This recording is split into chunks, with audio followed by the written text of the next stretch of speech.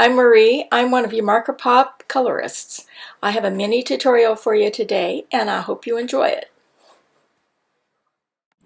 Today I'm going to be doing a violet color combo with V17, V15, V12, and we're going to show a high intensity sandwich using W5 in between V17. Stamped my image with Memento on Express It, and I used a little color guide to see what I wanted for some contrast. I used this adorable image by Magnolia, Wizard Tilda. She's great for the season. And on this image, I colored her hair and her little shoes already using a brown combo of E25, E23, and E37. And I did a high intensity on her skin tone using E000, E00, E11, and W3 in some cast shadow areas with just a minute bit of W5. I colored her little dress with Y11, Y15, Y17, Y19, and 28. Now on my finished product, you won't see this, but I am going to be coloring my background with some blue-violet tones and adding some highlights with my opaque white with my liner brush. I love liner brushes for applying the Copic opaque white. It gives a very nice touch. So now let's get started. I'm just going to establish where I want to have some shadow area with my very lightest tone. If you're comfortable with it, just move right on into your shadow color. But I still like to play with it and to make sure that my shadows are where I want them. So I will start with my lightest. And I'm just mapping it with this light highlight color right now. And the fun part about coloring is that you are the artist and you can create your shadows, your highlights where you choose to have them, and you can also apply the folds where you want to have them.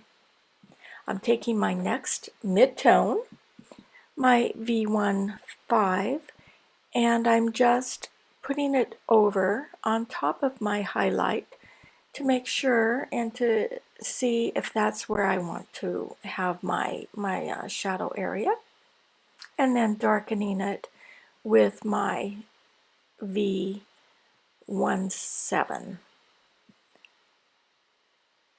putting it right on top of my other line because this is where I want to have my darkest color. Now I'm just going to do little flicking motions from the outer edge, just extending it out a little bit. The flicking motions we've talked about before, like little check marks. You start with a little heavier and flick outward, and the tone gets lighter. Makes it so much easier to blend. So tiny little flicking motions from the outer edge of your darker color toward your highlight. This is a small area to work in, so I'm making very small flicking motions. I'm going to reserve some of the white until the very end because I want to make sure that I really have my contrast in there between my very dark and my highlight.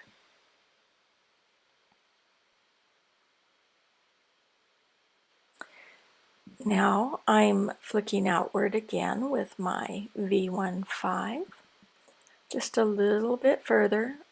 Takes longer to do this process, but it's really worth it. It's fun to do, and you'll have a nice colored image when you finish.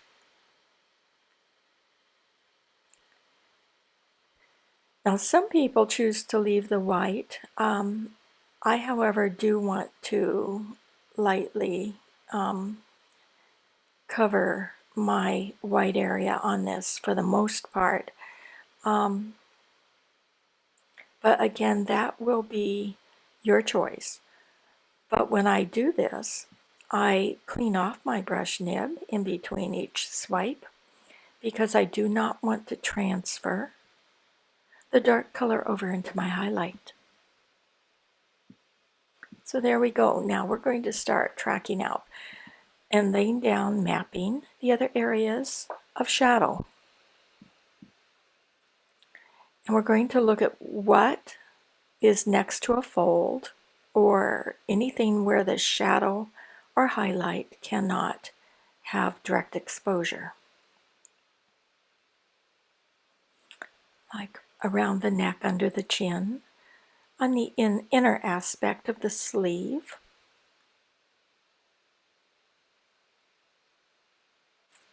just under the arm, the bottom part of the sleeve, the inner part of the sleeve, the part where the hand is obscuring the light source.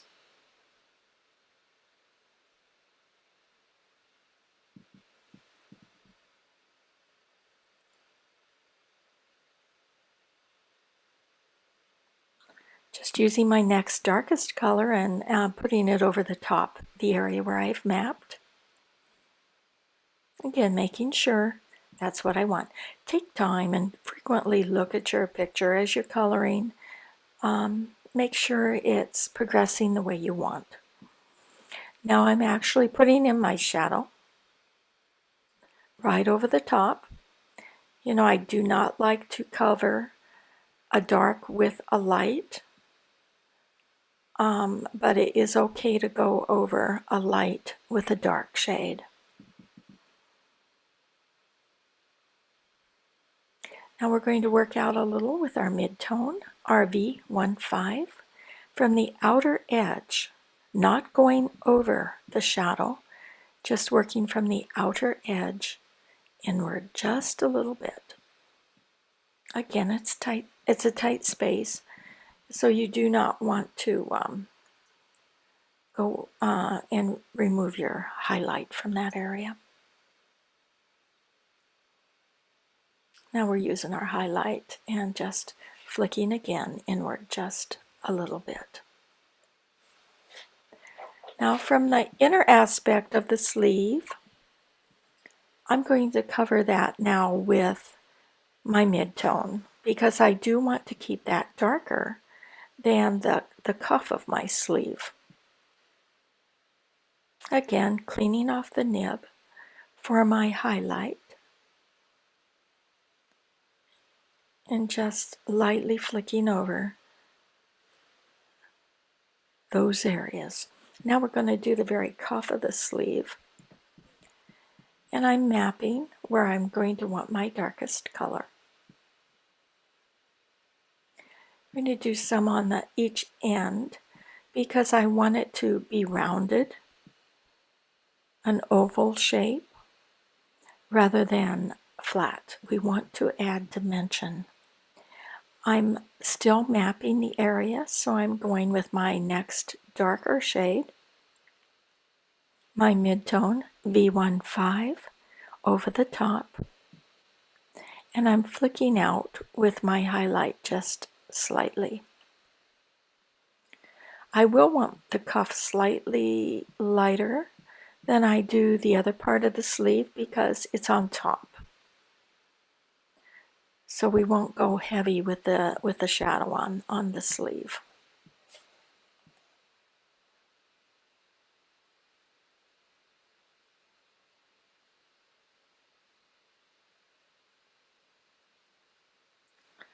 I'm going to do intensity now, there are areas that will be darker. This is what Suzanne used to call a sandwich, where you put like a W5 over the very darkest areas you want. You'll do this very sparingly. And then you will put your shadow on top of it, because otherwise the gray would just sit on top. And why would you do this? Normally, when I do my very darkest intense shadow, I increase my darkest color by 10, by the first number by one more number or two, and then I add 2 or 3 numbers for my second number. But if you don't happen to have that particular Copic, say a V17 might be 27 plus 2, 29. Say there isn't that number, you could use 28. If you didn't happen to have those Copics, or Copic didn't make that particular color, this is a handy way to kind of create that same intensity. It was a great, amazing tip that I learned from Suzanne. She is a wonderful artist, so if you have not had any of her classes, I highly recommend them.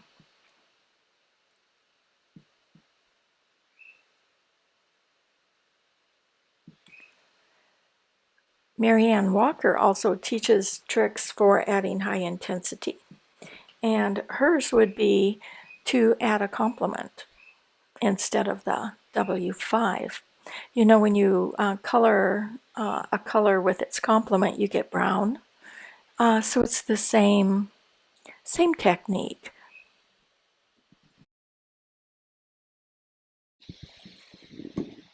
So I hope you experiment with those two techniques for adding intense shadows to your project. This is a sweet image to color, and so I hope you give it a try.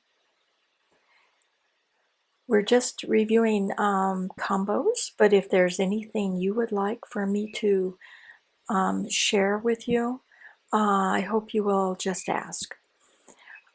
There you have it. If you see on YouTube, I hope you like, you share, and that you subscribe. Thank you so much for watching.